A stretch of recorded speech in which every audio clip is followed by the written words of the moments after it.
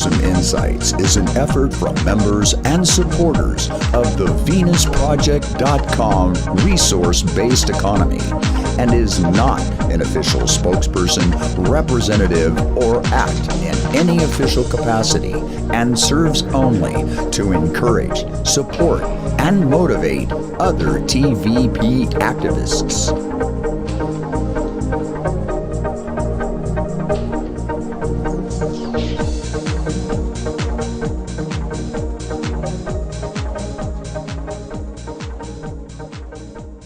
Hi everybody, this is just going to be a short radio interview. We're also going to do some video. We're in Lake Placid, Florida, and I had the wonderful opportunity to meet up with and work together with JB, who we've all known from the early days, and I wanted to introduce him to you, and we have some wonderful opportunity to be able to share just a few minutes with him and do a short interview. I sure thank you for being here. Hey, no problem. The least I can do. Hello, everybody out there. And I always start to ask, first off, who are you? What part of the world on this planet do you reside in? Okay. I was born and raised in Fort Lauderdale, Florida, which is about 2.5 hours south of Venus, the Venus Project. I lived out in Seattle for about 10 years. And while I was out there, I found out about the Venus Project and was involved with various things that supported them at the time, and moved back to South Florida, and said after a while said, well, I've been supporting these folks indirectly, maybe I should go up and talk to them and find out what it's all about directly from the source, so to speak. And came up here and went really well the first tour, came up a second time, came up a third time, and they allowed me to keep coming up, and I've been there many times. It's going to sound crazy. I'm going to say probably around 100 times, maybe more. Maybe I'm inflating it a little bit. Maybe it's closer to 80, but I believe it's around 100 times I've actually been on the tour. Fortunate. And I enjoy doing it the weeks that I'm able to, that I have off from work on a Saturday. And brought a number of people up here from out of town because it's way out in the boonies. So a lot of times they don't realize there's no transportation from South Florida up here. Yeah, it's like a 5-hour drive, right? 2 round hours. Trip, round trip, just to get here and contribute. So I try to bring people up here if they need a ride. If I have the day off, I can do it. And I've had a lot of people ask me, well, I'm trying to get bored doing the same thing over and over again. But in fact, I've found that different people from around the world ask a lot of the same questions, but they actually ask it from a different viewpoint, or a different perspective. And so I try to become more proficient at answering those questions from their point of view, where they're coming from. So it never really becomes boring to me.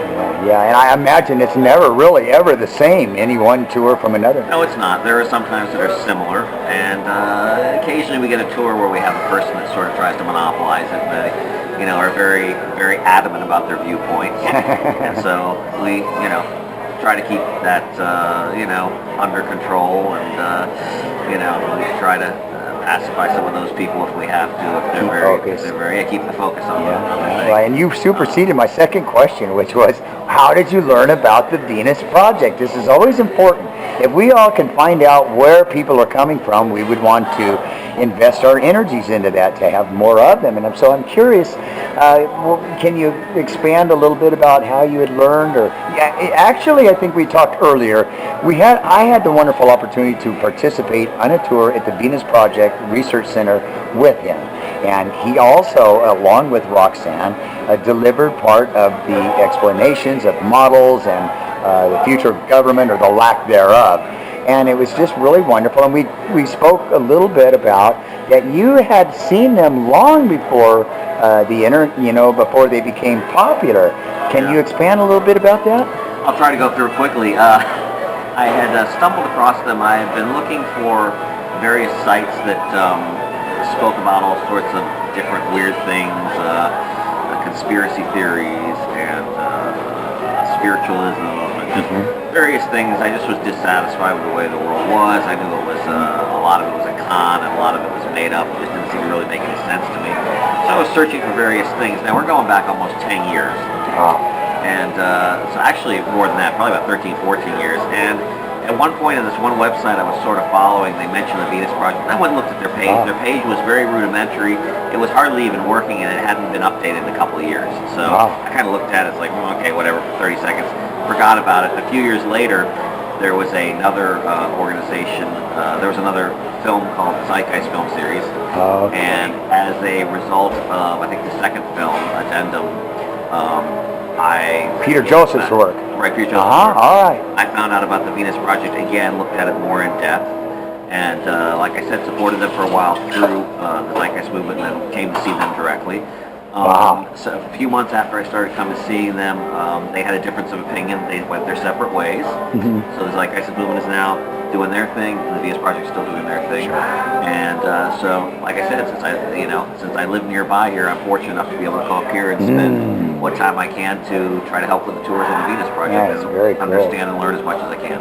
Very cool. Yeah, you also brought some liquid refreshment too for the whole tour and those who participated. Oh yeah, Didn't a you? little bit, Yeah, a little yeah. bit. It's nice And a to bring package on the organic. way. Yeah, that's for actually Roxanne. She'd asked about that, so you can't beat Costco, especially for organic stuff. But. And I have to mention that we are inside of a restaurant. We were all got together, so you're probably hearing some music in the background. But we've got to take the opportunity when we have the chance to be able to communicate and share with other members. We're so lucky when we get to do that. And as I hope everyone knows, a part of this entire radio series is for those out in the field to know that there's brothers and dads and sons just like us that are out there working. We're not alone. And is there, we educate and you educate people on that tour who now go back out in their day-to-day lives and hopefully spread that message. For those that are out in the field, is there anything you would want them to know or that you would suggest to them in reaching people and what your experience has been in patience or delivery? I mean, obviously, learn as much as they can about this direction. Try to, I don't want to say promote, because promote's sort of a dirty word, and that it's like a manipulate. I don't mean manipulate people, but try to learn as much as you can so that you can communicate the ideas to those who are interested.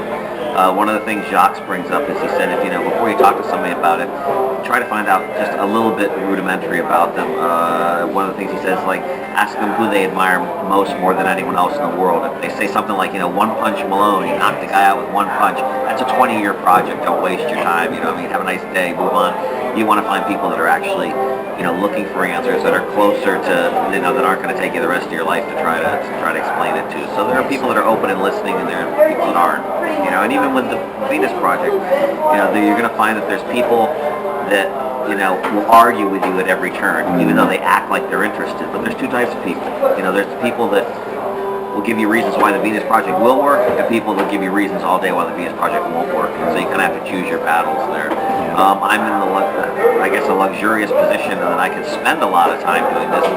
A lot of folks come, they get really excited about the tours, and you never hear from them again. They go back to their job, they go back to their wives, their kids, and all that.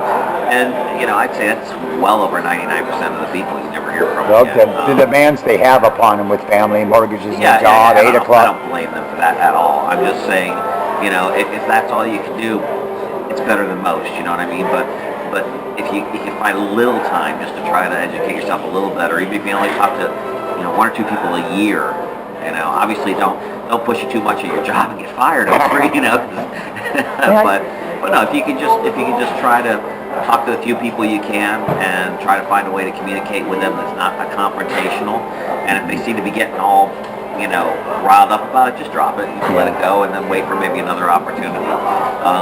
The bulk of the people out there may not have the time and the resources to devote to doing this large scale. So we can all do what we can do in our little way as we see fit. That's basically the best thing I can get. Don't beat yourself up. Just do what you can.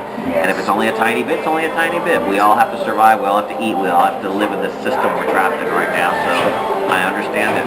And in fact, it may actually come down to, I hate to say this, but the folks who don't have kids, the folks that don't have a lot of commitment, you might say loners or people who are single or, people that are, living outside the box or whatever, it may actually come down to the majority of the weight on those people's shoulders simply because they have the time and the resources to where they can devote it to it. Whereas the average person with bills and kids and wife or husband or whatever don't have that luxury. So, you know, it's do what you can, and that's all I can say. I'm not going to look down on somebody if they don't have the ability to do it, but they want to. It's just the way it is. Do what you can, and so many times whether, you know, they either praised or admonished, you know, well, you're selfish for not having kids, or, you know, it's smart that you didn't have kids. So. Well, the one thing that I read a while back, and it really hit home with me, is that a lot of organizations have come and go in the past, and this is a very big one. It doesn't seem like, because the mainstream media is not going to cover it at all. It goes against their interests, basically. It went against their value system. Most people, if the mainstream media threw a story like this, they'll be like, what's he talking about? It'd be Greek to them because it's so outside of their experience. But the number one downfall of all grassroots movements, and like I said, this is a very large one, even though you won't hear about in the mainstream media, the number one downfall is that people within that group stratify, and they start to look down on people that aren't as dedicated as they are. And so it literally tears itself apart from the inside out. You don't even have to have external influences attacking it. You don't even have to have people with money or people with power attacking it. It just disintegrates on its own, a lot of these movements, because you'll have the people that give a lot, and they look down at somebody who's only giving a little, say, well, you're not worthy, because you haven't sacrificed as much as I have. And there's somebody above him saying, well, no, you're not worthy because you haven't sacrificed. That's why I'm very careful to say, you know, I spend a lot of time doing this, and other people come and they walk away and go, oh, it's nice, and you never hear from them again, but I don't look down upon them. Anything that they can contribute, anything you can contribute, if you find this a worthwhile direction, is appreciated as far as I'm concerned. You know, I don't stratify and say, well, you're not worthy if you're not this level or that level, which, like I said, it really hit home when I read that. It's like, that makes a lot of sense. It does. So we do not want to get caught in that trap. No. Anything is appreciated. Everything is appreciated. Anyone who gives at any level all is important. It's valued. And is valued, exactly. Yeah, so anything people do is valued in whatever way they can do it, isn't it? Yep, absolutely, absolutely. And I don't feel privileged because I've spent so much more time being involved with this. I simply feel lucky that I'm able to do it. So there's no stratification in my mind. I don't. If someone spends 2 seconds or someone spends 20 years, obviously the 20 years is more appreciated, but that doesn't mean that, you know, the person who put 2 seconds in is worthless. So, we all do what we can until we get there. I don't know what tomorrow or next week or next month is going to hold, and I don't know what technological changes are going to come along, what social changes are going to come along, maybe upheavals, or maybe carry on as a status quo for a little while longer. It is a new administration, man. It doesn't look good. Well, I don't know whether it's good or bad, but all I can say is what I try to do, especially people talk about the transition a lot. And of course, you know, we have certain steps towards the transition, but certain general steps. But some of the very, very minute specifics, you don't know from the day to day. So, you know, I try to keep focused as well as the general principles we have the Venus Project, which of course you can look up on the website. But on top of that, I try to keep focused at whatever happens. I'm always, every step is a step in that direction, even though it might not be the course that was originally charted, because there are going to be roadblocks, there are going to be diversions and everything else. As long as we keep moving in that direction, I think we will get there much sooner than later, which is, of course, the hope. Well, accelerate that transition. It's a difficult road that we're on. Well, I really just can't thank you enough, brother, for taking the time, and also for everything that you've been doing. I mean, you've been with this since I can remember, back in Zeitgeist days. We've all seen your videos. We're very familiar, and seeing you at the Centennial was so far out, and everyone recognized you. You're like, hey, you know, I don't know you, but, you know, because so many people feel like we're so close to you, and the work that you've done is important. It has a message, and it educates people. We all get something more that may help us out in the field. So I sure do appreciate what you're doing. I'm just standing on the shoulders of a giant named Jacque Fresco, to be honest. Yeah, but thank you very much. It's appreciated. And yeah, anytime, man. Thanks for being on, buddy. And hopefully we'll have some more, huh? Okay, yeah. Looking forward to it. Thanks for having me on. Yeah, you're welcome, brother. For more information on the VenusProject.com resource-based economy, log on to the VenusProject.com website or check out the VenusProject.com YouTube channels and Facebook pages.